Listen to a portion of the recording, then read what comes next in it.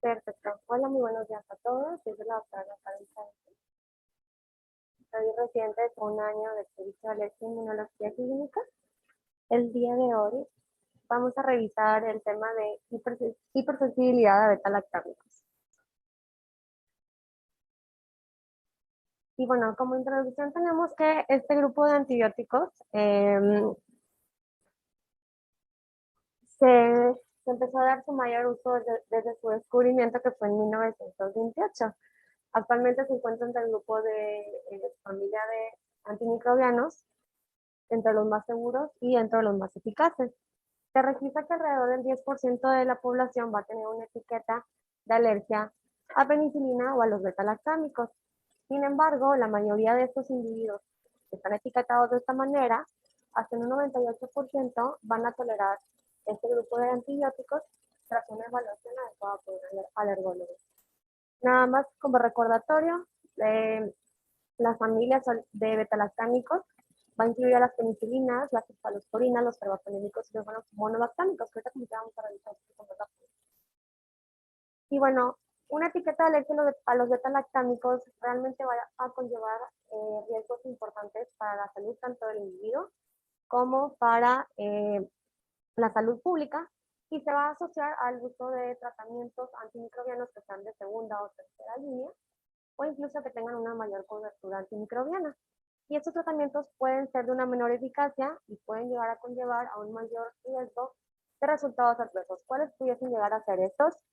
Que los pacientes secundarios de estos tengan hospitalizaciones mucho más prolongadas, que tengan mayor resistencia a antibióticos, sobre todo por Staph aureus resistente a meticilina y Enterococcus resistente a la vancomicina. También riesgo de infección por Clostridium difficile, toxicidad antimicrobiana y también pues, los costos elevados. En cuanto a la epidemiología, vamos a tener que la prevalencia de alergia a los beta-lactámicos va del 0.7 al 10% en la población en general. Las penicilinas son los más implicados de manera frecuente en las reacciones de hipersensibilidad en niños y en adultos, y se registran los eventos de anafilaxia en el 0.015 y en el 0.004% de las exposiciones. Y en los registros médicos, la alergia a la penicilina es el que se identifica de manera más frecuente y se reporta en un 6 al 25%. En Estados Unidos, las penicilinas y las cefalosporinas van a ser las causas más comunes de anafilaxia fatal, y la urticaria y el exantema maculopapular van a ser las expresiones clínicas más frecuentes. En un estudio llevado a cabo en Suiza, examinaron de manera retrospectiva los registros clínicos de 576 pacientes que tenían esta etiqueta de alergia a los beta-lactámicos y fueron investigados siguiendo un algoritmo estandarizado. ¿A qué nos referimos a un algoritmo estandarizado? Se le realizaron pruebas a estos pacientes. Encontraron que la relación fue 2:1. Esto con mayor frecuencia pues, en las mujeres, y esto está, se reporta que es similar a lo que ya está descrito en la literatura.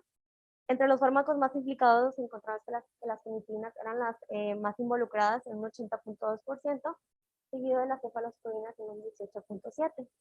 Y en cuanto a la prevalencia de alergia confirmada a cualquier beta-lactámico, ya sea por pruebas cutáneas y pruebas de reto, fue el 18.3%, de las cuales un 13.4% fueron reacciones inmediatas y en un menor porcentaje, el 4.9%, fueron reacciones tardías.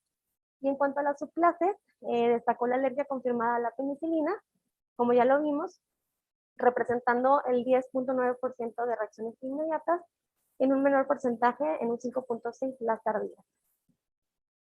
En cuanto a la epidemiología aquí de nuestro Centro Regional de Alergia e Inmunología Clínica, en cuanto a la clínica de medicamentos en el año 2021 al que va del año 2022, sobre todo se han llevado pruebas cutáneas, se han realizado, pruebas cutáneas de beta-lactámicos, específicamente en primer lugar a la penicilina, en segundo lugar a la ampicilina y en tercer lugar a la amoxicilina, seguida de ceftriaxona, cefalotina y cifuroxima. Se ha llevado en este último año únicamente un prueba de reto a amoxicilina. Y en cuanto a las desensibilizaciones a beta-lactámicos, se han hecho sobre todo en gran porcentaje a la penicilina y en segundo lugar a la ampicilina. En cuanto a los factores de riesgo, asociados a presentar una reacción de hipersensibilidad a los beta-lactámicos, vamos a tener que los antecedentes de reacción alérgica previa a la penicilina en el pasado, sobre todo mayor a 15 años, se va a asociar con un riesgo muy bajo del 0.4% de reaccionar al entrar en contacto con este fármaco.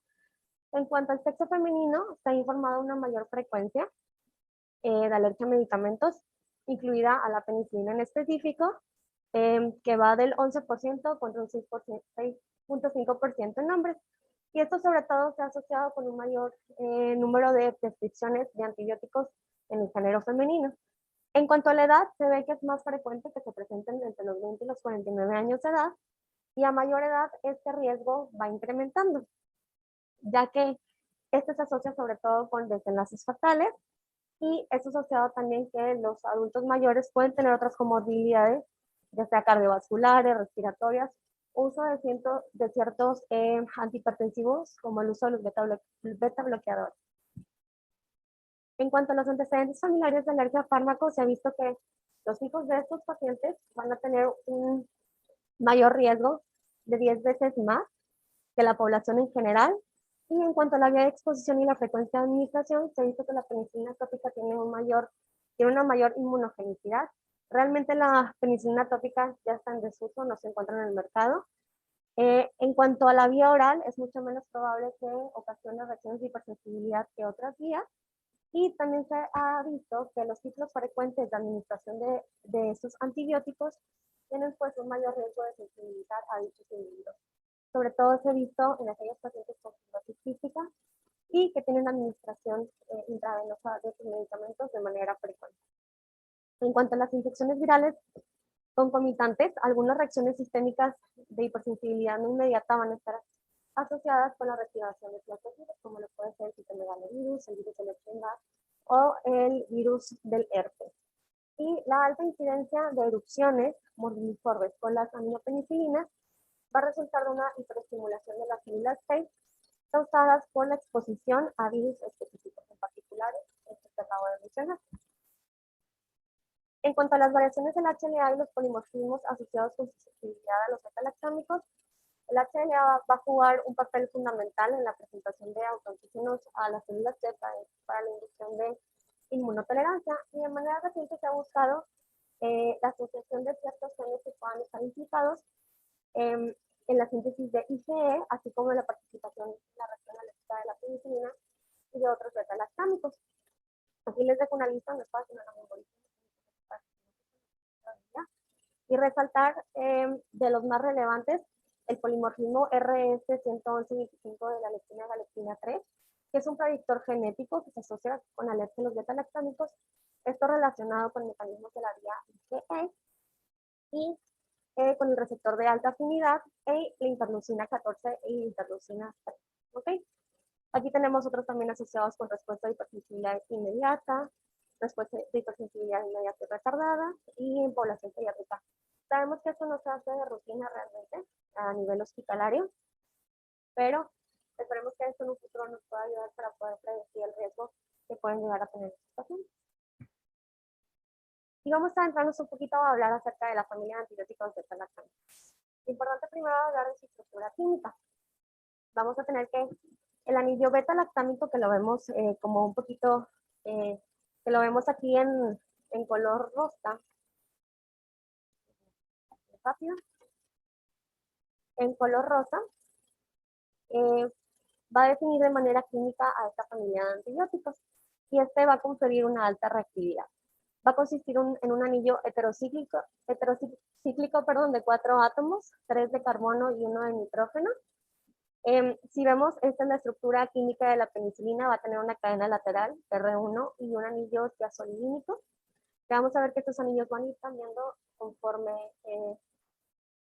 sea según un carbapenémico, un monobactámico, ahorita lo vamos a ir viendo, y según la naturaleza de estos radicales, se van a diferenciar estas distintas moléculas, y las cadenas laterales complementarias van a ser las más relacionadas con su actividad antimicrobiana, su farmacocinética y su toxicidad.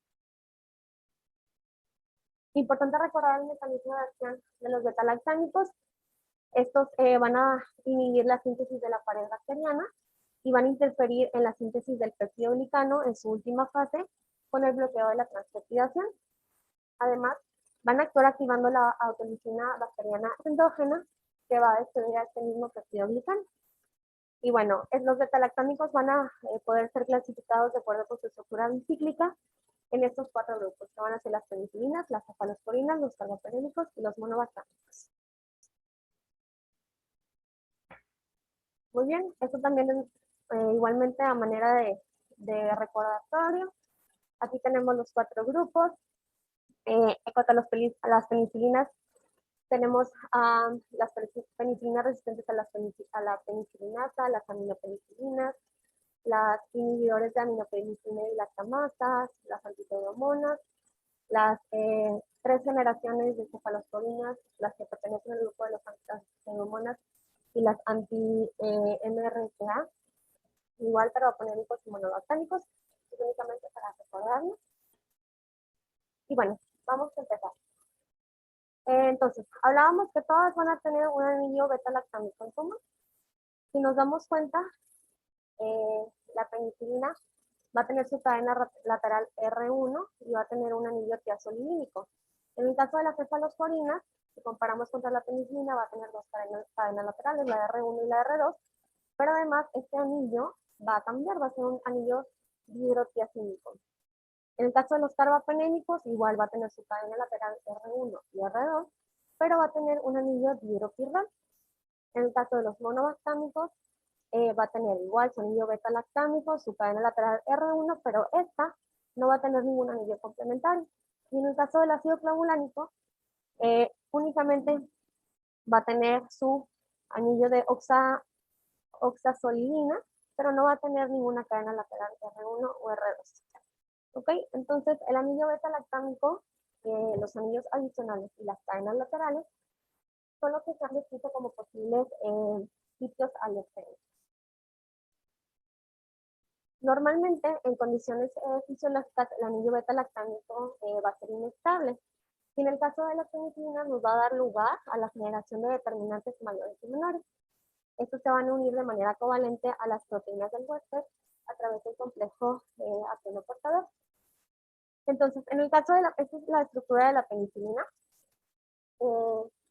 Vamos a ver que esta se va a unir a los residuos de lisina libre de las proteínas y posteriormente se va a unir a una matriz de polilisina L-lisina y va a generar el principal determinante antigénico, que va a ser la peniciliopolicina, y va a corresponder al 95% de los metabolitos de la penicilina.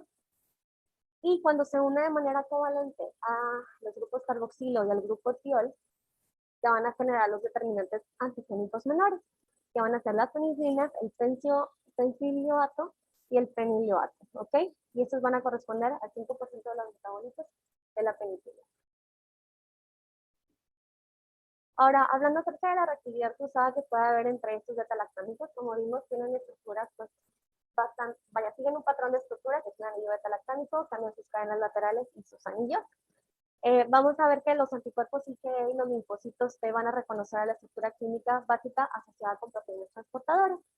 Y esta reactividad entre beta-lactámicos va a depender sobre todo de la estabilidad de los productos intermediarios, de la degradación del anillo beta-lactámico y sus anillos adicionales, la similitud estructural que puede haber entre las cadenas laterales entre las diferentes clases de beta-lactámicos, en el caso de las penicilinas, la cadena lateral R1 y en el caso de las cefalosporinas, la R1 y la R2. Entonces, estas van a contribuir de manera significativa al reconocimiento por parte del sistema inmunológico y de manera frecuente van a ser responsables de una verdadera reactividad cruzada.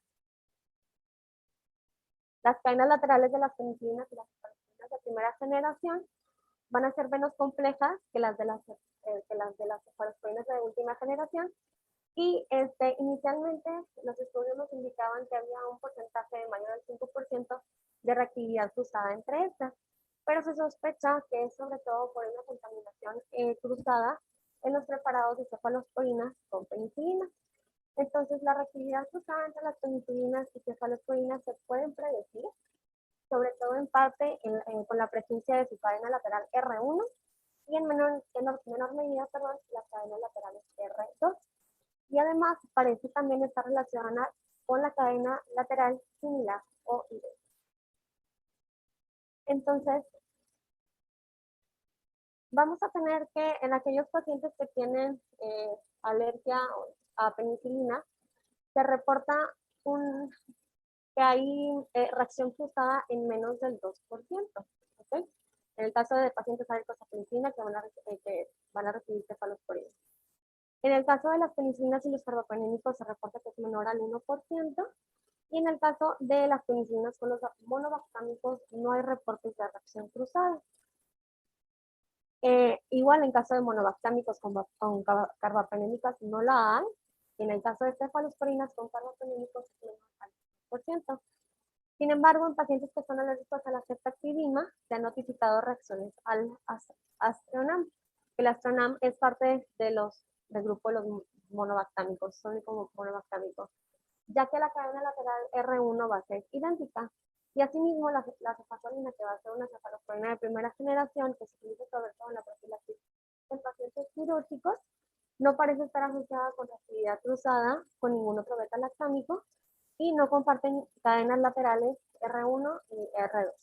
Entonces, esto sugiere que la antigenicidad del antibiótico va a estar definida sobre todo por las cadenas laterales y no por el anillo beta-lactámico o el anillo adyacente que cada uno de estos grupos de beta-lactámicos contiene. Esta es una tabla que nos puede ser muy útil. Aquí vienen listados los grupos de beta-lactámicos que van a compartir cadenas laterales R1 idénticas. Asimismo, aquellos grupos de beta-lactámicos que van a compartir cadenas laterales R2 idénticas. ¿Okay? Es muy sencillo al momento de tener al paciente de enfrente y poder revisar qué es lo que vamos a optar. De igual manera, más adelante vamos a ver, más adelante aquí, vamos a ver esa tabla que también es de mucha utilidad para poder guiarnos. ¿Ok? Ahorita que avancemos en el abordaje diagnóstico nos vamos a dar cuenta que esta tabla pues básicamente nos va a simplificar mucho por qué antibiótico vamos a optar. Y esto basado en las cadenas laterales. Si tiene una cadena R1 idéntica lateral, si tiene una cadena R1 casi idéntica al otro antibiótico.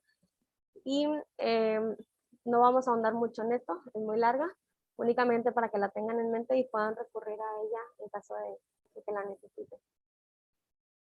Y adentrándonos ahora un poquito en cuanto a los mecanismos y aspectos de la alergia a los beta-lactámicos, sabemos que las reacciones de hipersensibilidad a medicamentos van a incluir reacciones inmunológicas y reacciones adversas no específicas. En el caso de las reacciones inmunológicas o la alergia a medicamentos, vamos a tener, y como hemos revisado en las sesiones anteriores, cuáles son los mecanismos a través del cual se desencadena toda la respuesta inmunológica.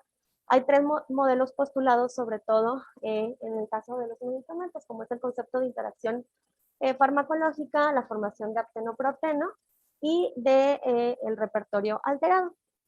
Únicamente esta tablita es a manera de recordatorio.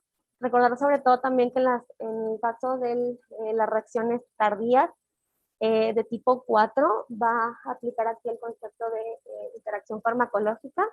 En el caso de las reacciones inmediatas o mediadas por anticuerpos como es la 1, la 2 y la 3, sobre todo está modelo de apteno-proapteno.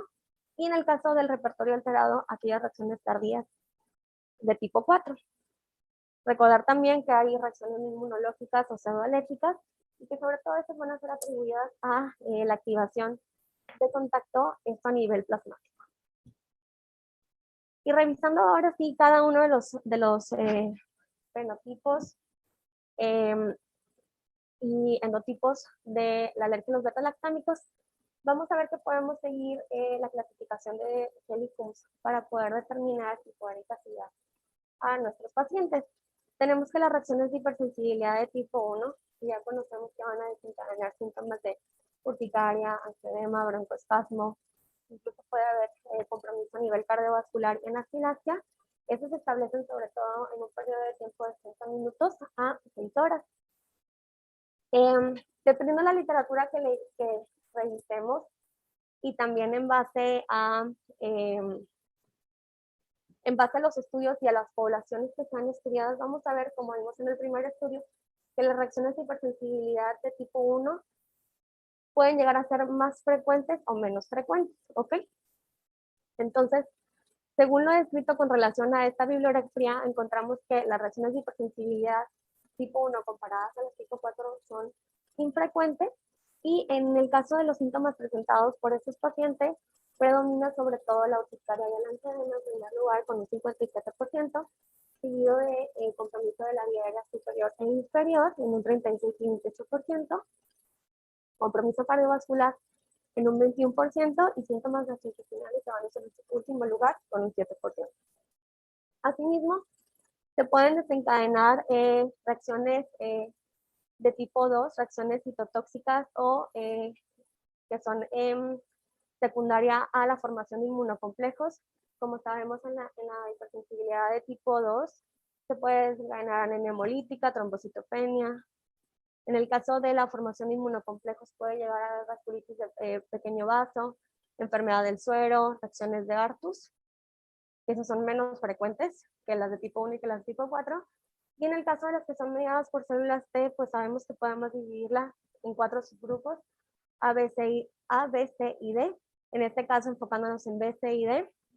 La primera mediada por los eosinófilos, la segunda por diferentes sustancias como son la granulicina, la perforina, la granenzima que van a llevar a la muerte de los queratinocitos, y en la tipo 4 a los neutrófilos, que son las células principalmente involucradas, isocitocinas.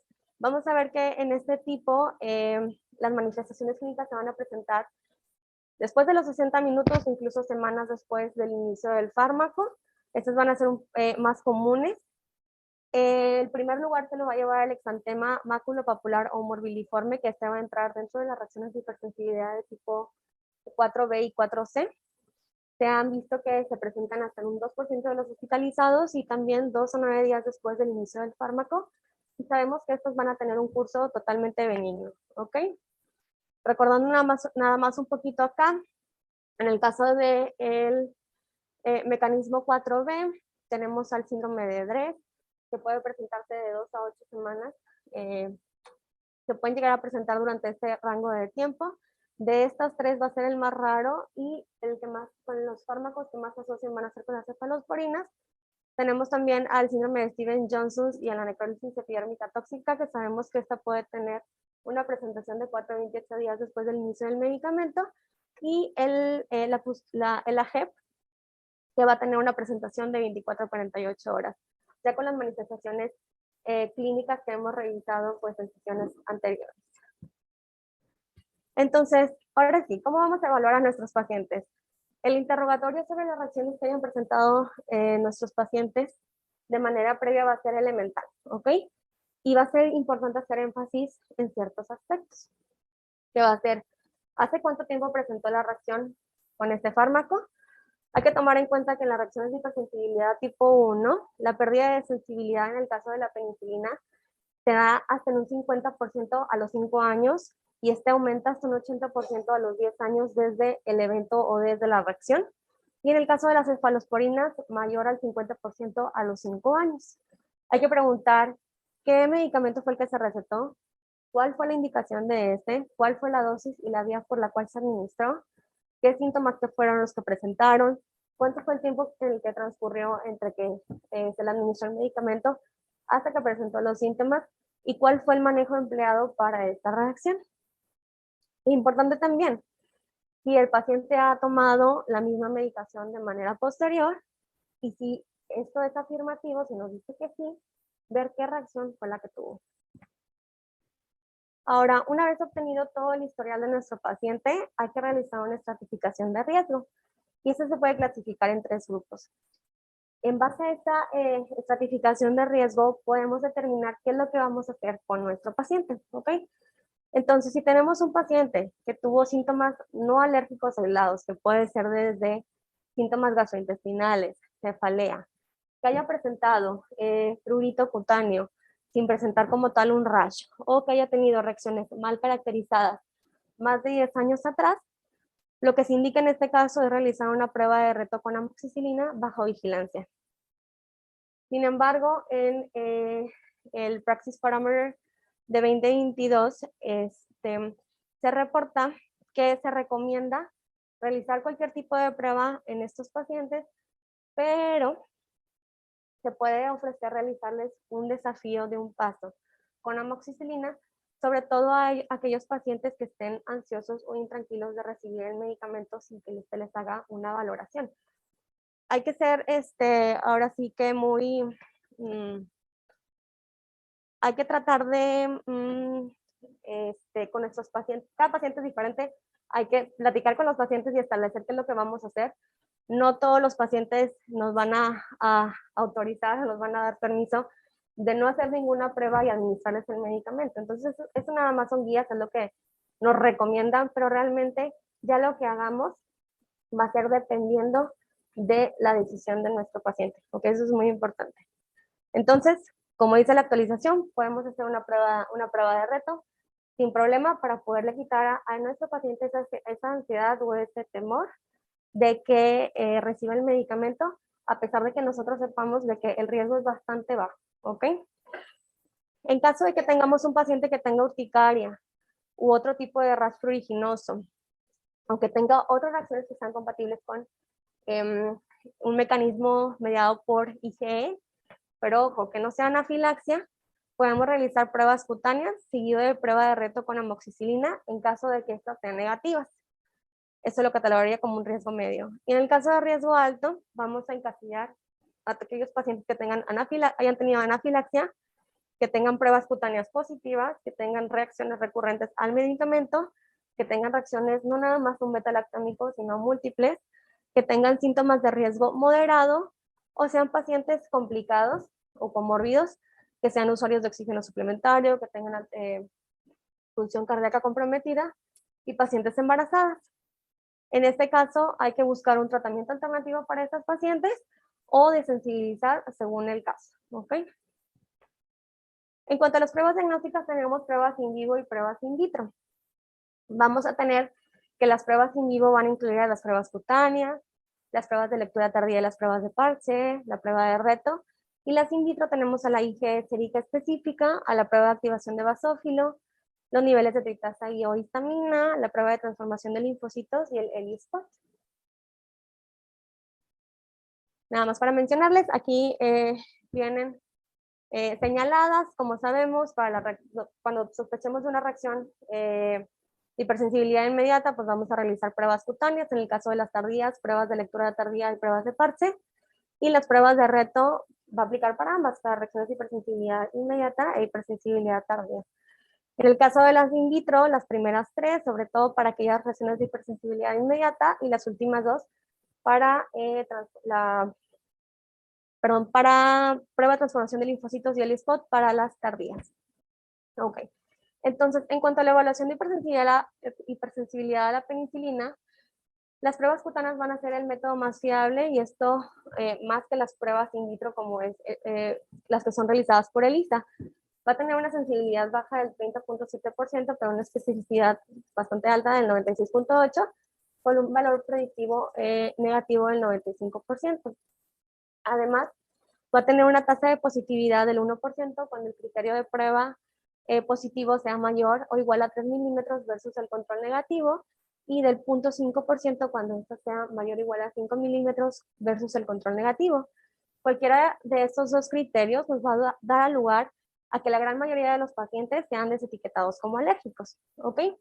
Entonces, recordábamos que en el caso de la penicilina tenemos los determinantes mayores y los determinantes menores. En el caso de las cefalosporinas, por ejemplo, no se ha podido discernir qué determinantes son los que contienen estas, ¿ok? Pero en el caso de la penicilina sí lo tenemos pues bien estudiado. En el caso de del determinante mayor, para poder valorarlo tenemos el PREPEN, que básicamente es este viene ya preparado y se tiene que adquirir. Este lo venden en Estados Unidos, rondan alrededor de los $200.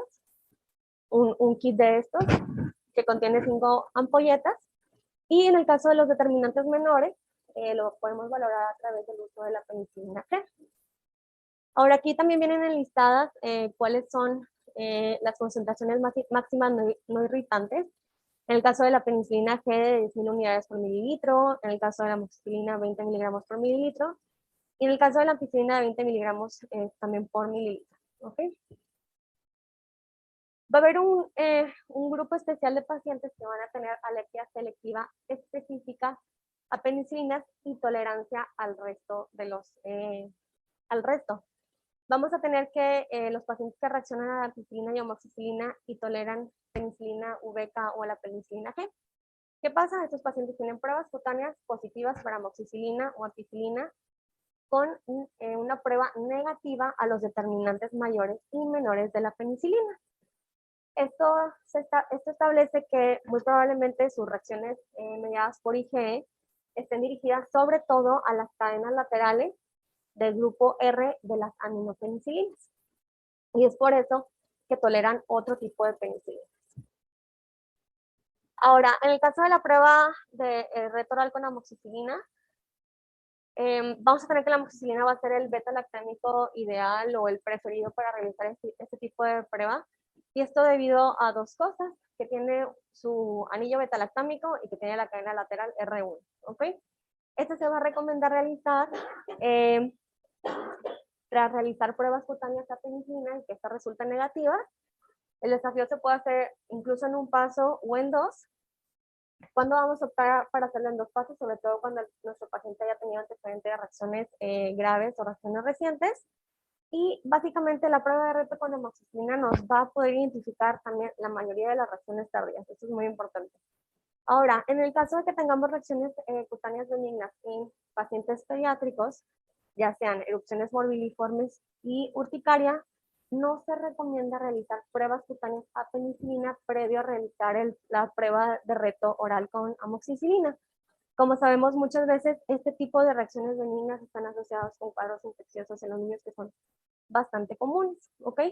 Te aviso que realmente la tasa de reacción es del 5 al 10% y que presentan reacciones mucho menos graves que las previas, por eso se emite esta recomendación en este grupo específico de pacientes. Y en caso de que tengamos un adulto que tenga antecedente de más de 5 años, de haber tenido también una reacción benigna, en este caso sí se sugiere considerar pues una prueba de reto, sobre todo porque esos pacientes sí pueden llegar a experimentar un evento de anafilaxia grave, ¿ok? En este caso sí está como indicado abordarlo más a fondo. En cuanto a la prueba de reto oral con amoxicilina, si viene un algoritmo muy sencillo en cómo se debe de realizar. Como toda prueba de reto, tenemos que, primero que nada, describir toda aquella contraindicación en nuestro paciente y obviamente datar signos vitales y examen clínico antes de realizar la prueba. Durante la prueba de reto tenemos la opción de administrar el 100% de la dosis sin ningún problema o tenemos la segunda opción que es administrar el 10% y 30 a 60 minutos después administramos el 90% restante. Después de la prueba monitoreamos durante un periodo de 60 minutos y establecemos si hubo o no algún tipo de reacción, ¿ok? Ahora también es importante, sobre todo en pacientes que tengan reacciones de hipersensibilidad tardía, pues hay que darle seguimiento a estos pacientes para vigilar en las siguientes semanas si llega a presentar algún tipo de manifestación, ¿ok?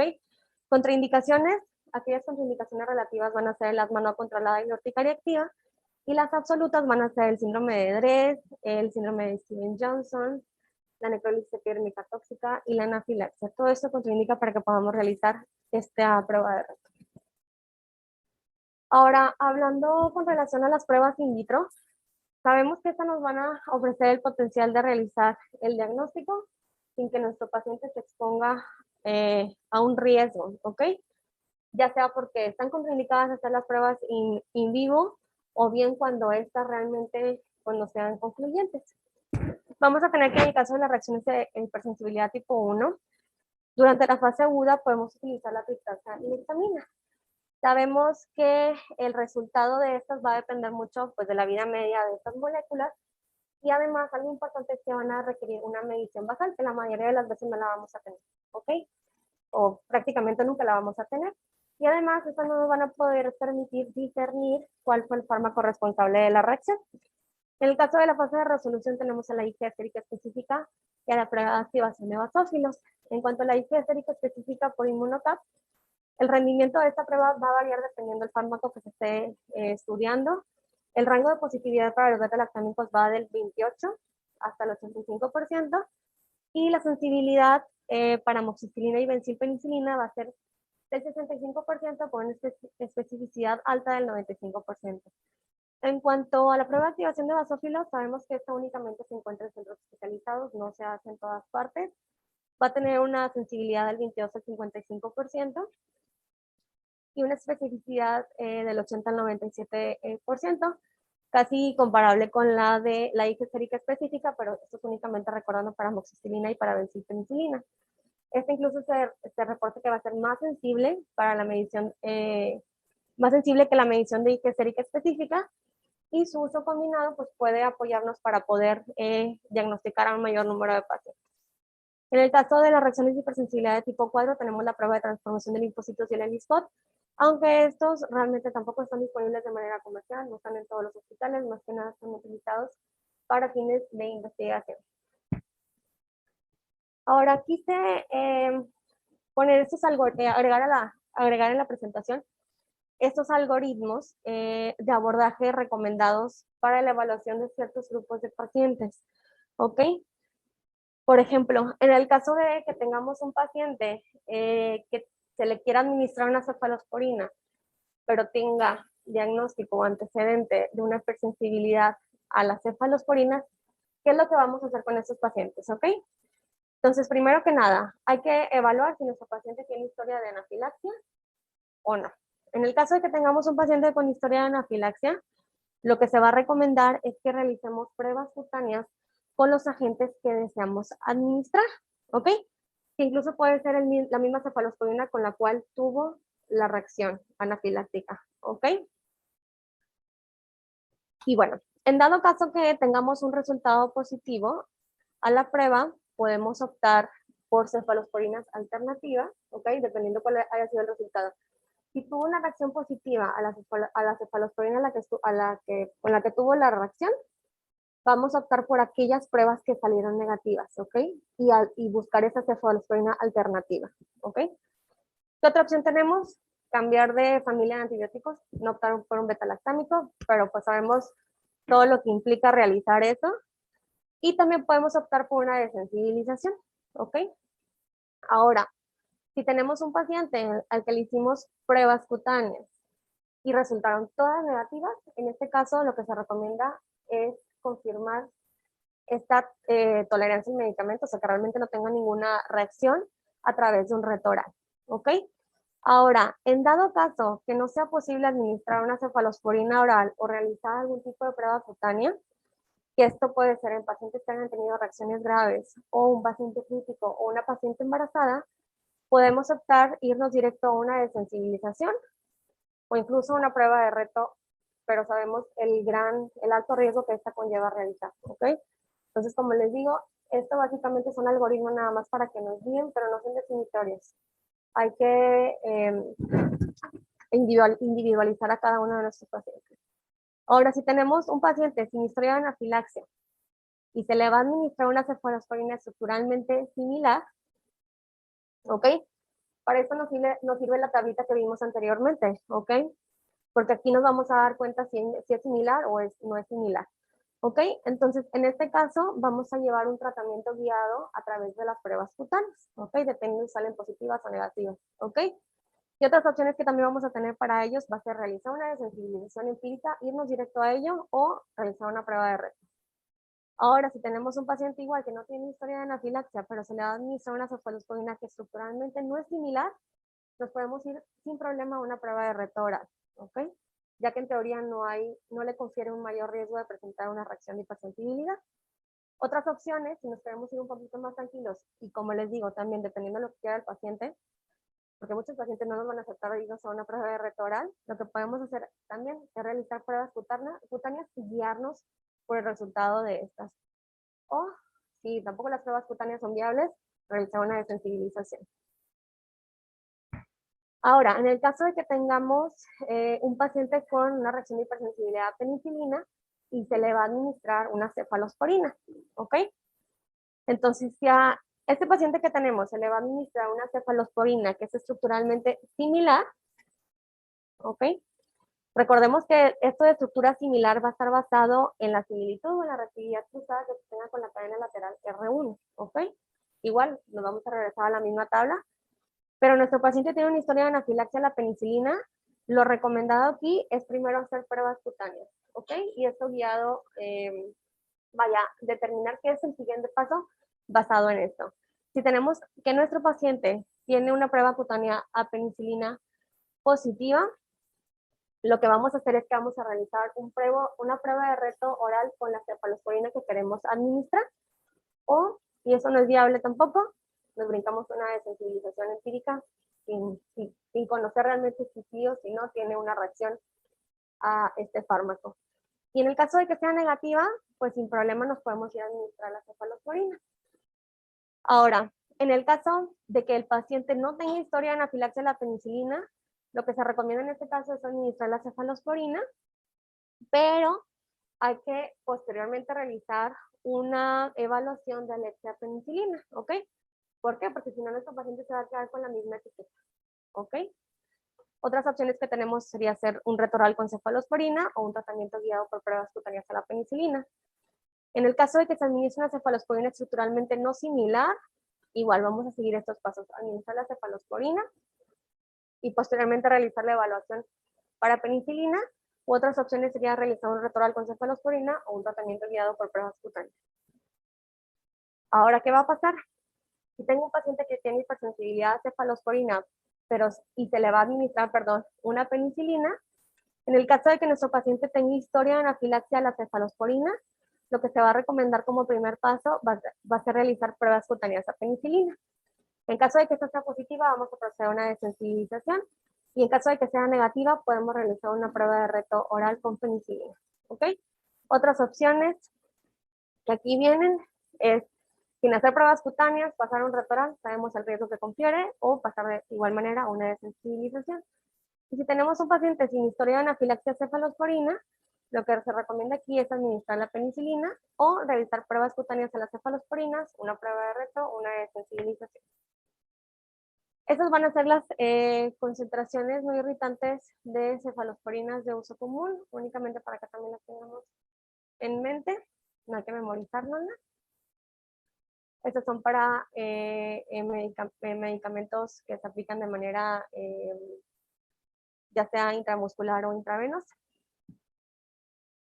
Y ahora, ¿cuáles serían los pasos a seguir en caso de alergia a la penicilina o cefalosporinas y que se vayan a administrar otros beta-lactámicos?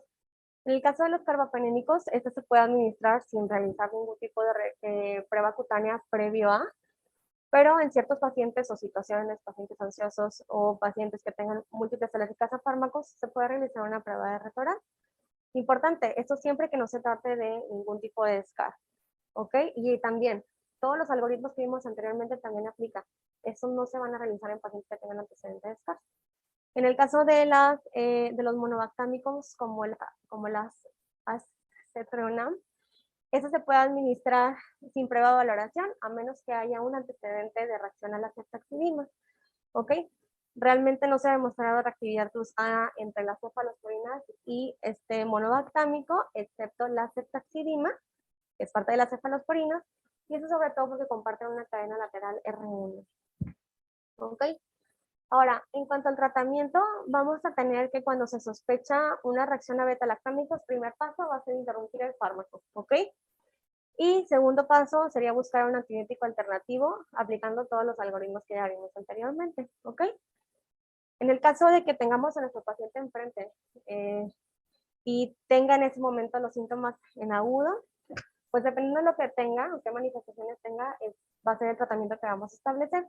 En caso de pacientes con urticaria y angioedema, pues vamos a utilizar antihistamínicos. En caso de anafilaxia, sabemos pilar del tratamiento la epinefrina, hacer el ABC de un paciente en estas condiciones, suplementar oxígeno en dado caso que lo requiera, utilizar beta-agonistas de acción corta también en caso de que lo requiera, líquidos intravenosos, antihistamínicos y corticosteroides. Y ahora, si el paciente es alérgico y necesita ese medicamento para uso futuro y no se puede sustituir por ningún motivo, hay que desensibilizarlo, ¿ok? Como sabemos, la desensibilización va a consistir en administrar dosis que van incrementando del medicamento hasta alcanzar la dosis objetivo, la dosis requerida para ese paciente para llegar a una tolerancia inmunológica. Sabemos que la base inmunológica de esta va a consistir en lograr que haya una tolerancia temporal al fármaco, y esto al disminuir la reactividad de todas las células implicadas del sistema inmune, entre ellas células cebadas, basófilos, incrementando también por otro lado a las células reguladoras. Sabemos que estas tienen efectos temporales que van a durar al menos 2 días medias del medicamento, y en caso de que esto se suspenda, pues hay que volver a desensibilizar a nuestro paciente. Esto es únicamente de manera de recordatorio también. Lo que sucede es que la administración de dosis subumbrales de antígeno, la administración de dosis subumbrales del medicamento, en este caso que sería el antígeno, no van a ser internalizadas y se van a reorganizar a nivel de la membrana. Esto va a hacer que se desacoten ciertas respuestas específicas al calcio.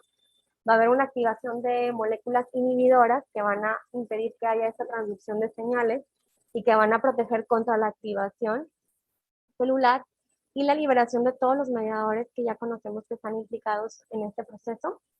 Y además, en el caso de las células T, a nivel de la respuesta de las células T, va a haber un aumento de las células T reguladoras con un incremento de la interleucina 10 y la interleucina 35 que van a regular a estas células T efectoras, y al mismo tiempo va a haber también una disminución de los anticuerpos creados ante esta respuesta. Como sabemos, las indicaciones van a ser para pacientes con alergia confirmada a penicilina dependiente de IgE, reacciones adversas inmediatas de la anafilaxia, pacientes de alto riesgo en quienes no existe otra opción terapéutica, y ante patologías en cual este tipo de antibióticos que antes se deba elegir de primera línea. Contraindicaciones, como sabemos, reacciones tardías mediadas por células T, con afección órgano-específica, o reacciones cutáneas sistémicas graves, como las que ya mencioné. Y realmente la tasa de éxito de la desensibilización es bastante alta, incluso se reporta de ser de un 100%. Aquí nada más les muestro algunos de los protocolos de sensibilización, en este caso a la penicilina B. Este también este es para, de sensibilización oral a la penicilina. Este es un esquema de sensibilización intravenosa a penicilina. Algunos que se han realizado aquí a penicilina G benzatínica, a ampicilina ID también. También hay protocolos de desensibilización a cefalosporinas, sobre todo pues a las cefalosporinas intravenosas, entre ellas incluyen la cefazolina, la ceftriaxona y cefepime. ¿Okay? Básicamente aquí les muestran 2 esquemas que pueden ser utilizados. Y bueno, ¿por qué va a ser tan importante retirar esta etiqueta de alergia a este grupo en específico de antibióticos? Como mencionábamos al principio de la charla, son los antibióticos más utilizados, ¿ok? Hay eventos que van a llevar a la aplicación de etiqueta de alergia, ya sea la penicilina, los beta-lactámicos. Y estas etiquetas innecesarias van a ser porque en algún momento de la vida el paciente llegó a presentar un exantema que en dado momento se relacionó con la ingesta de un beta-lactámico, pero al mismo tiempo también estaba cursando con algún tipo de proceso infeccioso viral.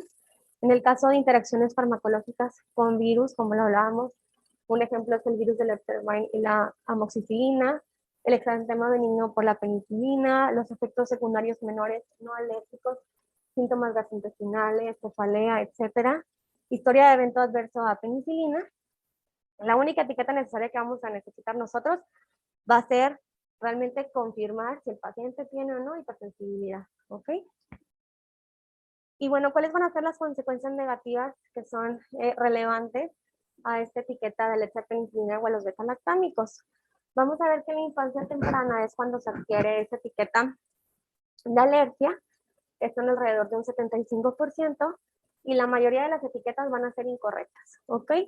Conforme crece este individuo y llega a la adultez, hasta el 80 al 25% de los adultos se ha registrado que tienen esta etiqueta, menos del 5% van a ser realmente alérgicos, E incluso, como mencionábamos anteriormente, hay un gran porcentaje, incluso de más del 80% a los 10 años, de que aunque el paciente haya tenido una alergia real a este grupo de medicamentos, esta se pierda, ¿ok? Con el paso del tiempo. Y además que esta etiqueta puede convertirse en un mayor problema que el riesgo de reacción, ¿ok? ¿Qué es lo que pasa después? Puede ser que nuestro paciente después requiera ser hospitalizado